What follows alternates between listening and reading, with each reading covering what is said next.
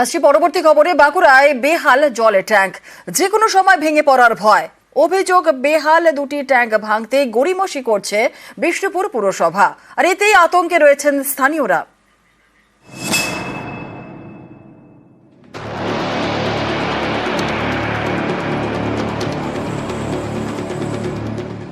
কোথাও খসে পড়েছে প্লাস্টার, কোথাও বেরিয়ে এসেছে লোহার কাঠামো।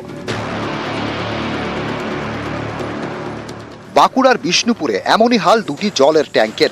স্থানীয়দের দাবি, তাড়াতাড়ি এই দুটি ট্যাঙ্ক ভেঙে না ফেললে যে কোনো সময় বিপদ ঘটতে পারে।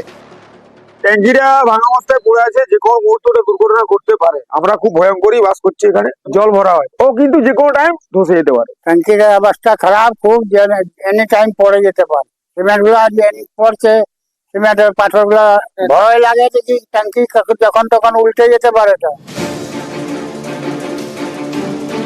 বাঁকুড়ার বিষ্ণুপুর পুরসভায় 19টি ওয়ার্ড, সবকটি ওয়ার্ডে খাবার জল যায় এই দুটি জলের ট্যাঙ্ক থেকে।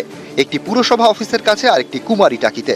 দুটি ট্যাঙ্কি প্রায় 40 বছরের পুরনো, বছর 5 ধরে বেহাল। সম্প্রতি এর স্বাস্থ্য পরীক্ষা করেন খড়গপুর আইআইটির বিশেষজ্ঞরা। তারা দুটি ট্যাঙ্ক ভেঙে ফেলার পরামর্শ দেন। সেই মতো বিকল্প দুটি ট্যাঙ্ক তৈরি হয়ে গিয়েছে।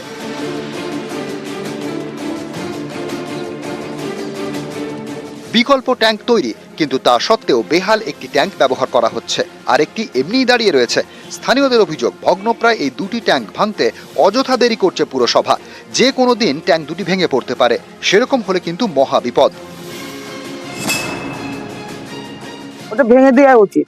বাই চান্স ছিলাম গায়ে টায়ে কোনো মন্দ পড়ে গেলে বিপদের সমস্যা আছে, তো ওইটা ভেঙে দেওয়া উচিত। রিপোর্টও দপ্তরের কাছে জমা হয় এবং দপ্তর যুদ্ধকালীন পরিস্থিতিতে ভেঙে ফেলার নির্দেশ দিয়েছে। সেই মোতাবেক টেন্ডার প্রক্রিয়াও হয়ে গেছে। আমাদের এমইডি সুপার ইঞ্জিনিয়ার তাকেও জানিয়েছি, তারাও এসছেন পুরো টিম।